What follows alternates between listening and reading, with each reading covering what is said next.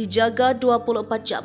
Warga buruh kapal Rohingya terdeteksi di Aceh Timur. Beredar kabar tentang adanya kapal yang membawa pengungsi Rohingya memasuki perairan Aceh Timur. Satuan Polisi Air dan Udara Polres Aceh Timur, Polda Aceh, dan Polsek yang membawa wilayah perairan meningkatkan kewaspadaan pada Senin 22 Januari 2024. Kapolres Aceh Timur AKBP Nova Suryandaro menyampaikan melalui Kasat Pelariun AKP Zulkifli bahwa mereka telah menerima informasi terkait keberadaan kapal tersebut.